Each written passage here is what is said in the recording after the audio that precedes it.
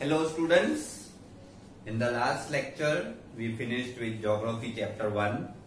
Now today we are starting a new section, that is Democratic Politics. Students, many of you believe that democratic politics means civics, but there is a difference. Civics का मतलब होता है civil life के related जो systems होते हैं उसको हम सिविक्स बोलते हैं। डेमोक्रेटिक पॉलिटिक्स मतलब डेमोक्रेटिक कंट्री के अंदर किस तरह से पॉलिटिक्स यानी राजनीति के फैसले लिए जाए एंड किस तरह से डेमोक्रेटिक कंट्री के पॉलिटिक्स लाइफ्स को इन्फ्लुएंस करते हैं। So this is the basic difference. Civics is a subject which understands the aspects of civilians, the civilized life and the systems of governance which affect the civil life. And politics affect the country's performance politically and also how the democracy helps in shaping the political governance of a country. Now, in this year, we have the first chapter of power sharing.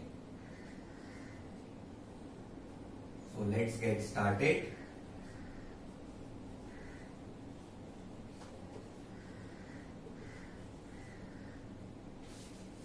Now, in the beginning of this chapter, we are given two case studies of Belgium and Sri Lanka. I am reading from page number 2 of the textbook.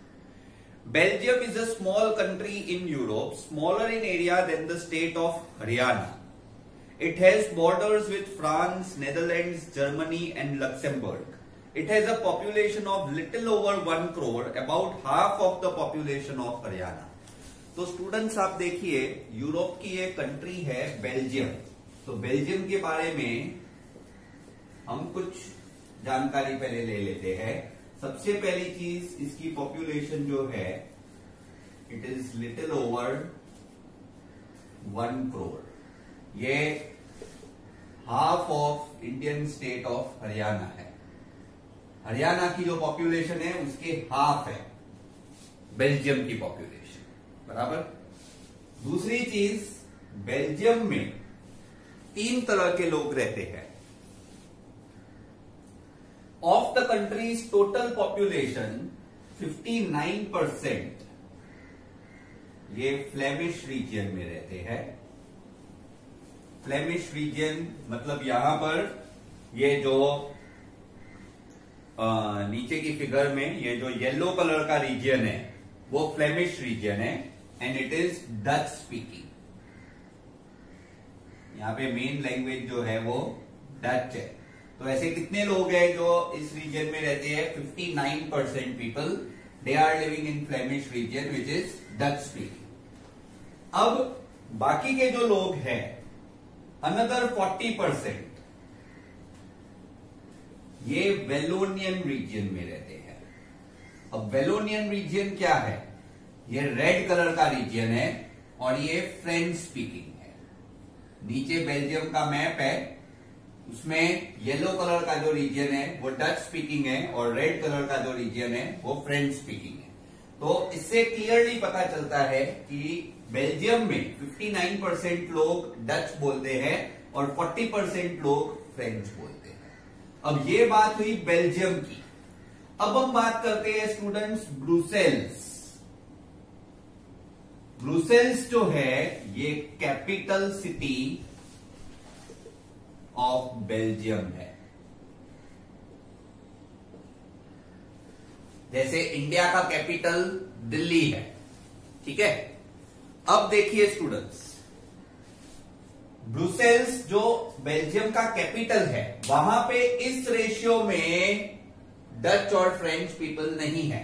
Brussels में ratio कैसा है?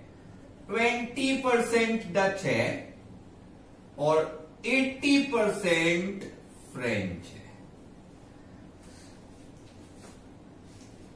तो students आप problem को समझ गए होंगे। Brussels की सरकार पूरे बेल्जियम की सरकार होगी, तो क्या ब्रुसेल्स की सरकार में मेजॉरिटी अगर देखे जाए, अभी इंडिया में भी मैक्सिमम दिल्ली की सरकार के मिनिस्टर्स दिल्ली में ही रहते हैं, 80% फ्रेंच। मतलब ब्रुसेल्स के लोगों को तो यही चाहिए कि हमारे कम्युनिटी के लोग मैक्सिमम मिनिस्टर्स बने, लेकिन ब्रुसेल्स की सरकार, क्योंकि कैपिटल सिटी की सरकार होगी, तो वो पूरे बेल्जियम पे राज करेगी। तो पूरे बेल्जियम में देखा जाए तो फ्रेंच तो माइनॉरिटी में है। So you see the problem. जो कम्युनिटी कैपिटल में मेजॉरिटी है वो कंट्री में माइनॉरिटी है। तो अगर कंट्री में सपोज अगर हम दूसरी तरह से देखते हैं कि चलो ये डच वालों की सरकार इधर बनाए, तो कैपिटल सिटी वीक हो जाएगी, क्योंकि कैपिटल सिटी में सिर्फ 20% डच है। मतलब ये 20% डच में से हमको ज्यादा मेंबर्स लेने पड़ेंगे, तो ये 80% फ्रेंच, इनको बुरा लग सकता है, ये अपोज करेंगे। ये कैसा गवर्नेंस है?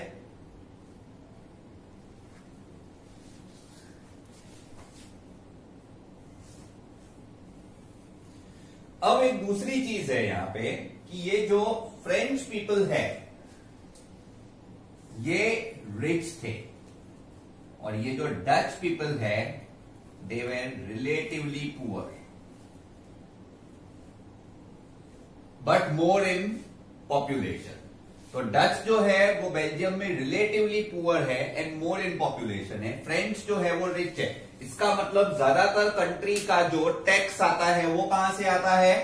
फ्रेंच से। तो हम ये नहीं बोल सकते कि भाई मेजॉरिटी है तो डच को ही रूल करना पड़ेगा। डेमोक्रेसी का मतलब क्या होता है स्टूडेंट्स? डेमोक्रेसी का मतलब जिसको ज्यादा वोट मिले वो रूल करे, जो पार्टी को ज्यादा सीट्स मिले वो रूल करे। तो अगर सीट्स के हिसाब से देखा जाए तो यहां पे तो डच की पार्टी होगी तो उनको तो मैक्सिमम सीट्स मिलेगी, लेकिन कंट्री में इनकम कहां से आ रहा है, टैक्सेस कहां से आ रहे हैं? फ्रेंच पीपल से। तो हम क्या उनको इग्नोर कर सकते हैं? नहीं कर सकते। ठीक है। The minority French speaking community, I am reading from second paragraph students, page number 2. It was relatively rich and powerful. This was resented by the Dutch speaking community who got the benefit of economic development and education much later. तो French पहले से ही education और benefits में आते थे क्योंकि वो पहले से रिच थे। डच लोगों को बेनिफिट्स और एजुकेशन की जरूरत थी।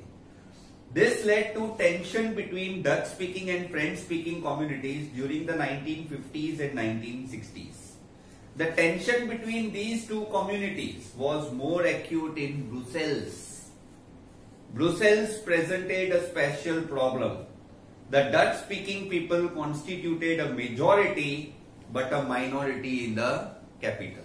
So Dutch-speaking are majority in the country but minority in the capital. Whereas French people are minority in the country and majority in the capital. So this was the problem with Belgium.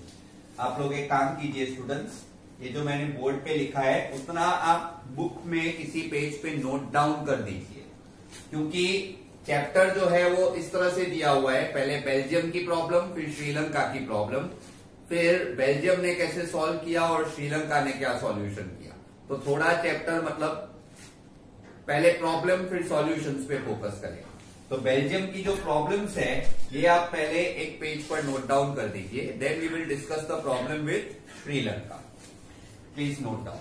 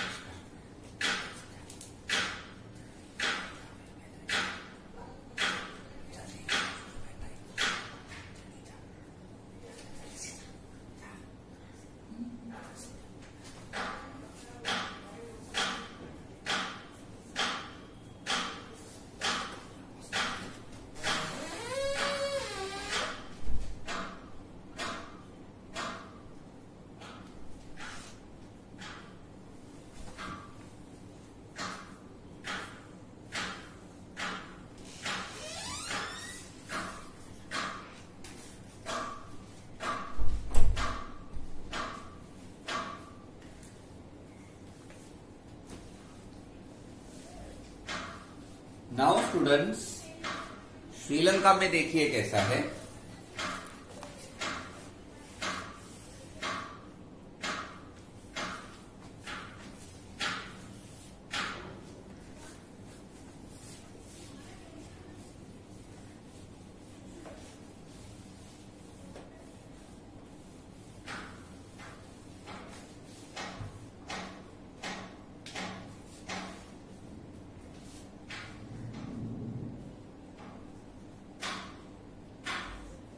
Sri Lanka जो है, इसके बारे में students हमने पढ़ा था economics के first chapter में।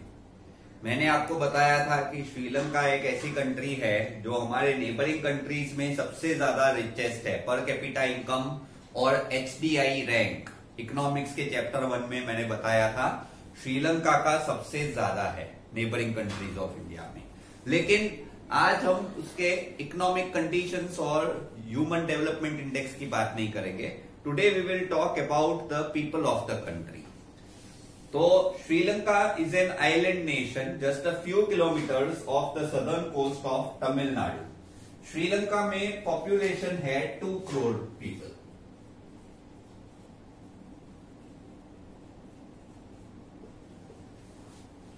This is same as Haryana and it is a very small country of the coast of India. Like other nations in South Asia, Sri-Lanka has a diverse population. इसमें major social group है सिन्हालीस, जिसको Sinhala speakers भी बोलते हैं, इसको सिन्हालीस भी बोलते हैं। सिन्हालीस जो है ये यहाँ पे 74% है। इसके अलावा तमिल्स है।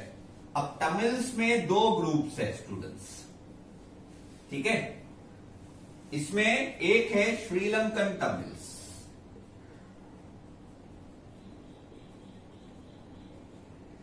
ये ग्रुप है 13% लोगों का, और दूसरा ग्रुप है इंडियन तमिल्स, ये 5% ग्रुप है। अब स्टूडेंट्स ये दोनों में फर्क क्या है मैं समझाता हूं। श्रीलंकन तमिल्स जो है ये वो लोग हैं जो मदर फादर या ग्रैंडफादर ग्रैंडमदर पहले ही इंडिया से श्रीलंका जा चुके हैं और उनके बच्चे वहां पे बॉर्न हुए हैं, तो उनके बच्चे जो है वो श्रीलंकन तमिल्स है। Again I will explain.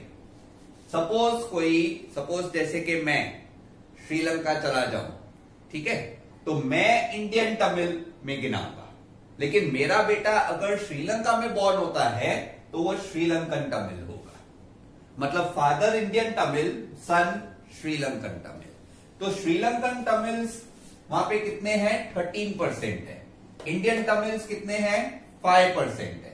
अब बाकी का जो पॉपुलेशन है वो अदर रिलीजियंस है, उनके बारे में हमें अभी डिस्कस करने की जरूरत नहीं है। They can be Muslims, Christians and other kind of people, लेकिन we are not going in that discussion. वो 8% पॉपुलेशन को अभी अपने डिस्कस नहीं कर रहे हैं।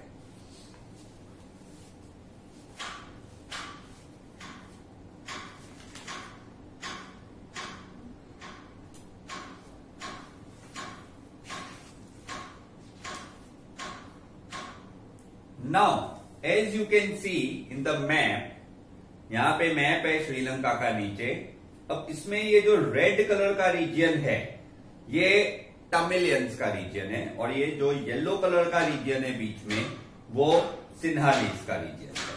Now most of the Sinhala speaking people, ये जो सिन्हाला स्पीकर्स है ये मोस्टली बुद्धिस्ट है, क्योंकि बुद्धिज्म जो है ये श्रीलंका का मेन रिलीजन माना जाता है। और इसके अलावा तमिलियंस जो है वो या तो हिंदूज है या फिर मुस्लिम्स है, तमिलियंस, ठीक है। There are also 7% Christians. अब 7% क्रिश्चियंस भी है इसमें, लेकिन उनके बारे में हम डिस्कस नहीं करते क्योंकि वो थोड़े बहुत तमिलियंस में भी है और थोड़े बहुत सिन्हाला भी है, और उनमें ज्यादा प्रॉब्लम भी नहीं होता है। मेन प्रॉब्लम ये 2 ग्रुप्स का है। Now just imagine what could happen in situation like this. ठीक है, अब ये दोनों सिचुएशंस की बात करें तो बेल्जियम में Dutch community can take advantage of numeric majority and force the will on French.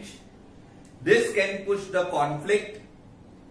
This could lead to very messy partition of a country. बहुत ही मैसी पार्टीशन हो जाएगा कंट्री का, और खास करके ब्रुसेल्स का जो कैपिटल सिटी है। श्रीलंका में सिन्हाला कम्युनिटी का कुछ ज्यादा ही मेजोरिटी है। वहां पे तो 59% और 40% था, यहां पे तो 74% और 18% है। तो ये तो इवन लार्जर मेजोरिटी है। ठीक है, तो यहां पे तो पूरे कंट्री की बात करते हैं। अब हम देखते हैं कि ये दोनों कंट्रीज ने सॉल्यूशन क्या निकाला, लेकिन उसके पहले आप ये नोट डाउन कर लीजिए। Please be very careful in noting down the details.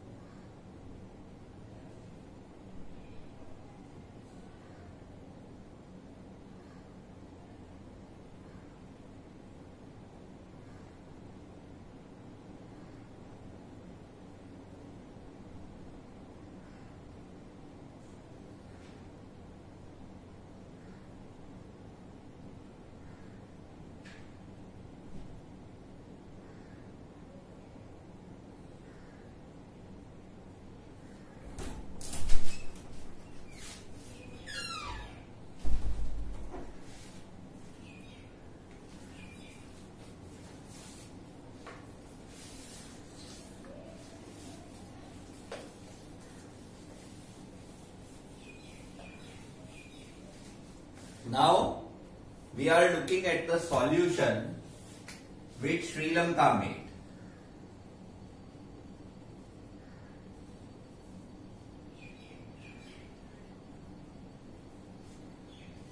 Students, Sri Lanka ने जो सॉल्यूशन किया उस चीज का नाम है majoritarianism.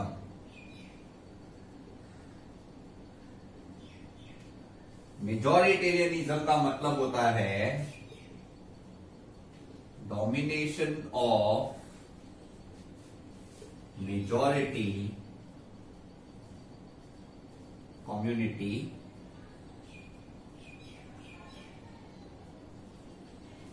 on minority community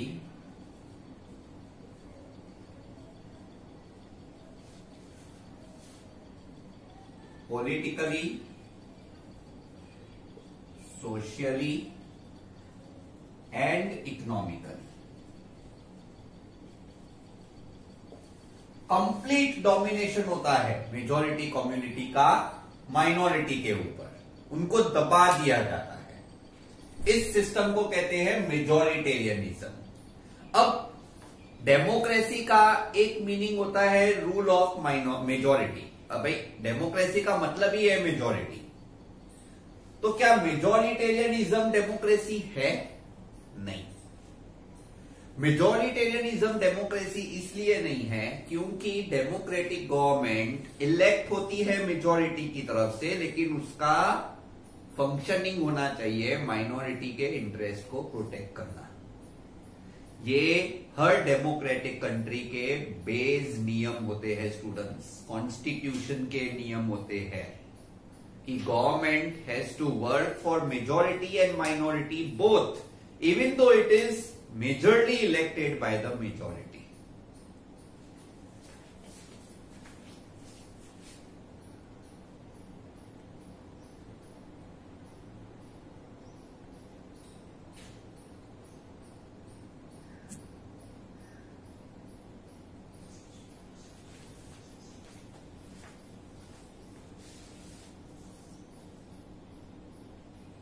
So Sri Lanka emerged as an independent country in 1948. The leaders of the Sinhala community sought to secure dominance over government by virtue of majority. As a result, the democratically elected government adopted a series of majoritarian measures to establish the Sinhala supremacy. बराबर, इसमें disregarding the will of minorities ये किया गया। अब ये सब चीजें कैसे की गई श्रीलंका में, ये मैं आपको बताता हूं। कैसे पॉलिटिकली, सोशली, इकोनॉमिकली तमिलियंस को दबाया गया और कैसे उनके विल को डिसरिगार्ड किया गया। इसके लिए उन्होंने क्या किया मेजॉरिटी कम्युनिटी ने? मेजॉरिटी कम्युनिटी ने पास किया एक्ट ऑफ 1956। एक्ट ऑफ 1956 के अंदर जो मेजर्स लिए गए वो ये थे कि सबसे पहले तो ऑफिशियल लैंग्वेज ये सिर्फ सिंहाला होगी। इंडिया में आपको पता होगा students, there are more than 22 official languages and other scheduled languages, लेकिन श्रीलंका में सिर्फ एक ऑफिशियल लैंग्वेज है, वो है सिंहाला। दूसरी चीज, न्यू कॉन्स्टिट्यूशन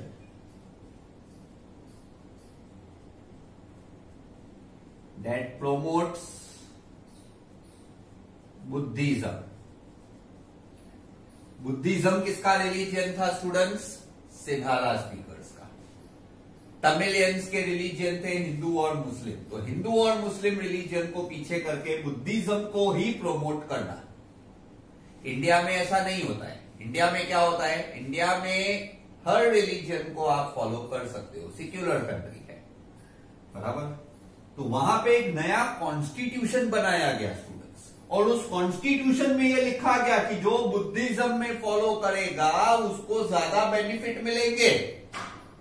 इसके अलावा प्रेफरेंशियल पॉलिसी, तो preference of Sinhala in jobs and education, education और जॉब्स के अंदर भी सिंहाला को ही प्रिफर किया जाएगा। अब ये तीन चीजें एक्ट ऑफ 1956 में पास की गई। All these government measures coming one after another gradually increase the feeling of alienation among the Sri Lankan Tamils. अब श्रीलंकन तमिल्स के अंदर क्या हुआ? एक फीलिंग ऑफ एलियनेशन, मतलब एक प्रॉब्लम का फीलिंग। मेजॉरिटेरियनिज्म का स्टूडेंट्स आपको लिखने की जरूरत नहीं है, यहाँ पे नीचे ग्लॉसरी में दिया हुआ है, so it is already mentioned, you can just tick it as important. Majoritarianism दिया हुआ है। अब तमिलियंस ने इसके बारे में क्या किया होगा? एक्ट ऑफ 1956 तो पास हो गया, तमिलियंस का रिएक्शन क्या होगा वो भी इंपॉर्टेंट है। रिएक्शन ऑफ तमिल्स, सबसे पहला इन्होंने रिएक्शन दिया कि दे फेल्ट एलियनेटेड।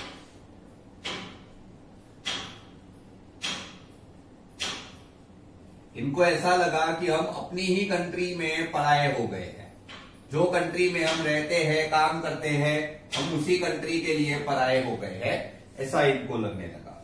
ठीक है, they felt that none of the major political parties led by the Buddhist Sinhala speakers were sensitive to their language and culture. They felt that the constitution and government policies denied them equal political right. इनको feeling of discrimination, इनको ऐसा लगा हमारे साथ discrimination हो रहा है और हमको कॉन्स्टिट्यूशनल राइट्स नहीं मिल रहे हैं in getting jobs and opportunities, and they were ignored in their interest. As a result, इनके relations they strained over time. So relations between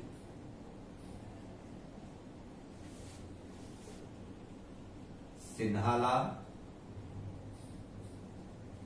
and Tamils grew worse.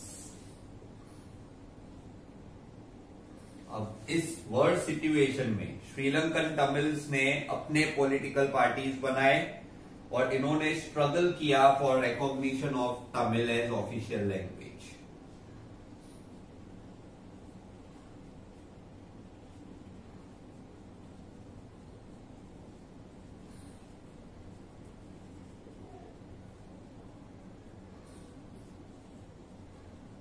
They struggled for Tamil as official language, for regional autonomy. Regional autonomy मतलब जहां पे Tamilians ज्यादा रहते हैं, जो red colour का reason है श्रीलंका का, वहां पर इनको ज्यादा ऑटोनॉमी यानी अपने पार्टीज बनाने अलाउ हो. But their demand for more autonomy was repeatedly denied. Sinhala ने इनको डिनाई किया. By 1980, several political organizations were formed and they demanded a separate state. So demand for separate state of Elam.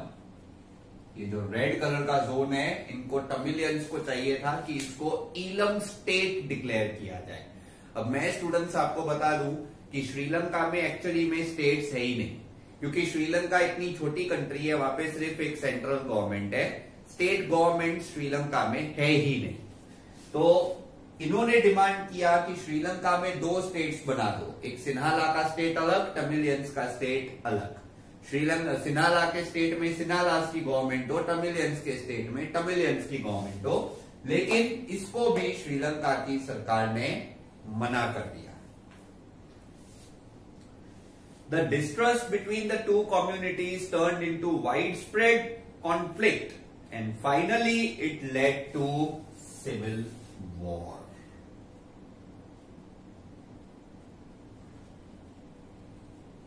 Civil war took place in Sri Lanka. तो आप समझ सकते हो students, जब majoritarianism होता है तो किस हद तक होता है. तो आप लोग पहले ये एक्ट ऑफ 1956 और उसके बाद ये नोट डाउन कीजिएगा. First of all you note down passing of act of 1956 and then you note down reaction of Tamils.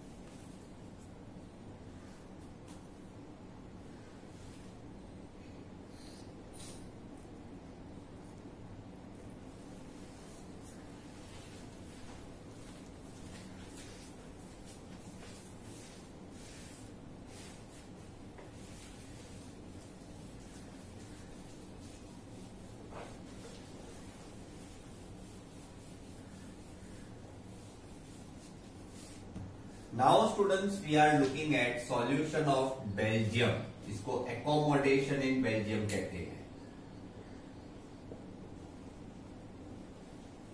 Solution in Belgium. अब बेल्जियम ने देखिए स्टूडेंट्स क्या किया. बेल्जियम में 4 लेवल्स ऑफ गवर्नमेंट बनाए गए. 4 लेवल्स ऑफ गवर्नमेंट. थोड़ा अजीब लगता है,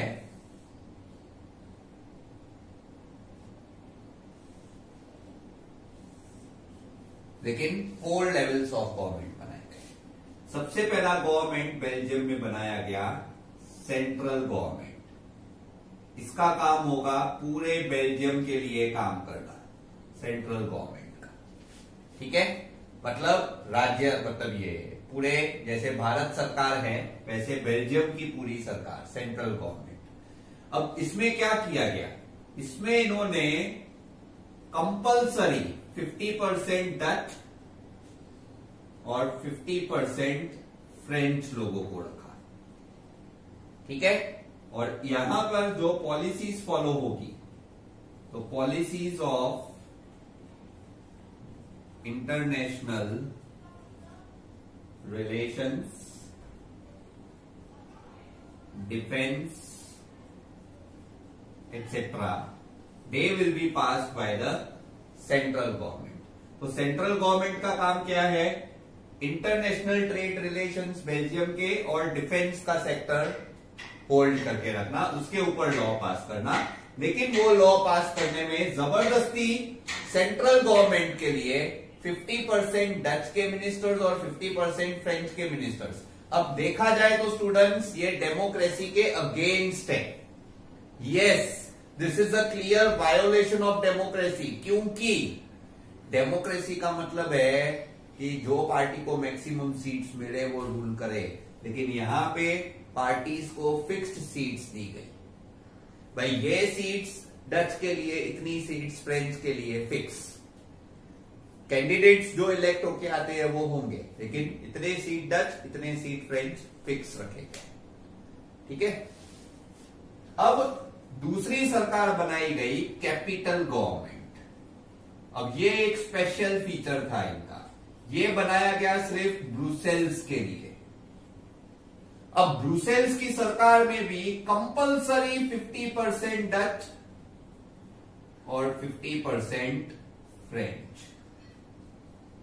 और इनका काम क्या था, खाली वर्क फॉर डेवलपमेंट ऑफ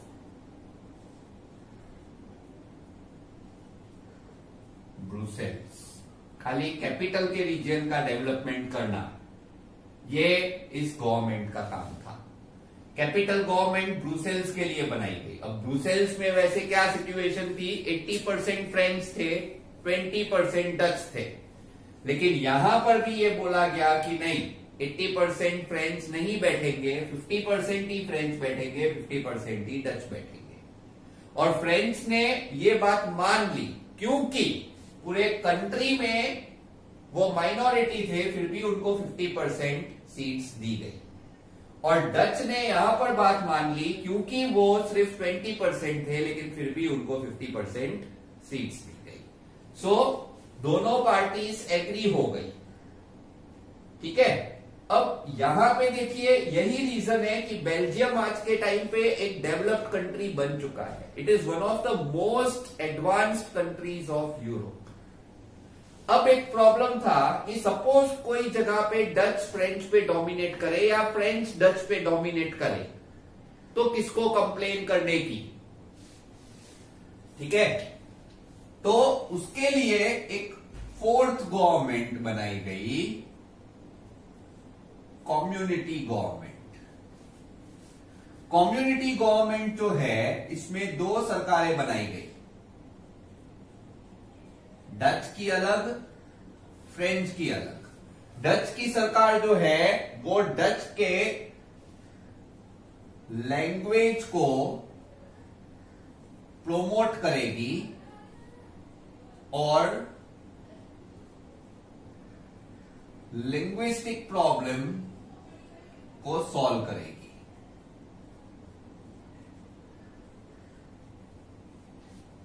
ठीक है। अब यही चीज फ्रेंच भी करेंगे, मतलब लैंग्वेज प्रोमोट करना और लिंग्विस्टिक प्रॉब्लम को सॉल्व करना।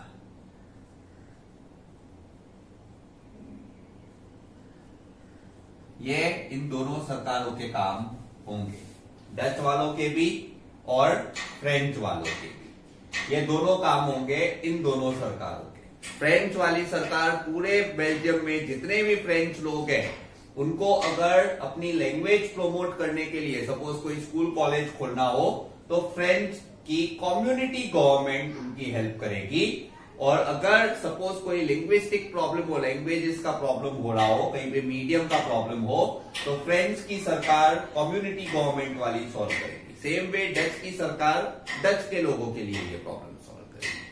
अब स्टूडेंट्स ये हो गया कि भाई आप देखिए सेंट्रल गवर्नमेंट का काम क्या हुआ, इंटरनेशनल रिलेशंस और डिफेंस का। एक बार फिर से समझ लीजिए स्टूडेंट्स, सेंट्रल गवर्नमेंट ने क्या काम लिया, इंटरनेशनल रिलेशन और डिफेंस संभालने का।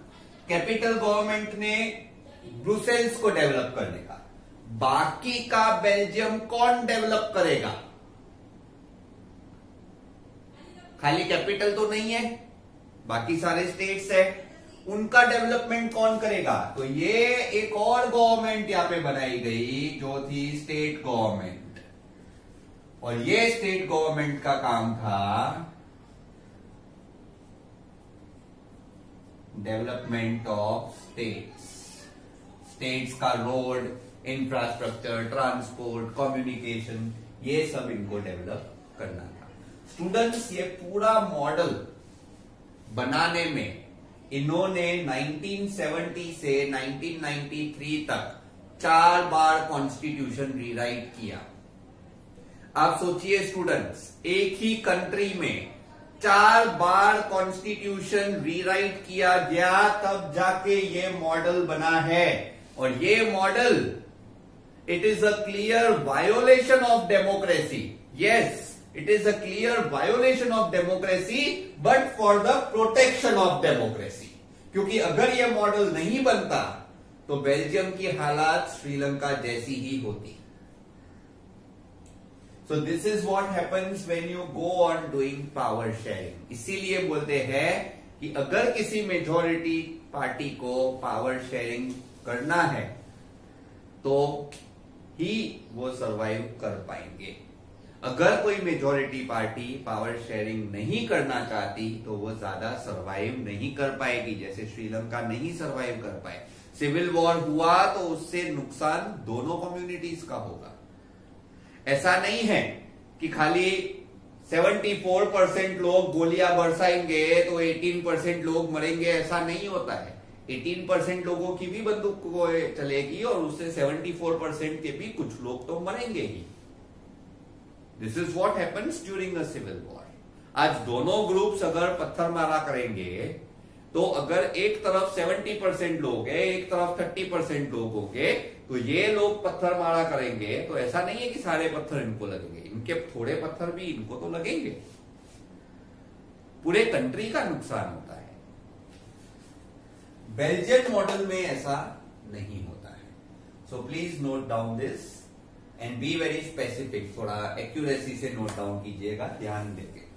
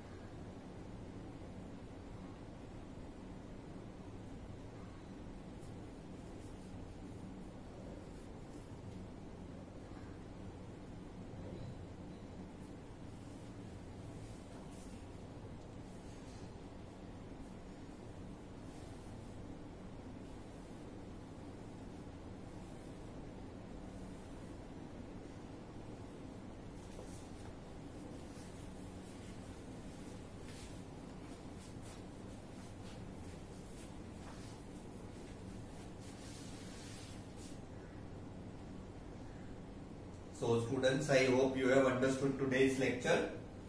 In the next lecture, we will continue with this chapter. Till then, goodbye students.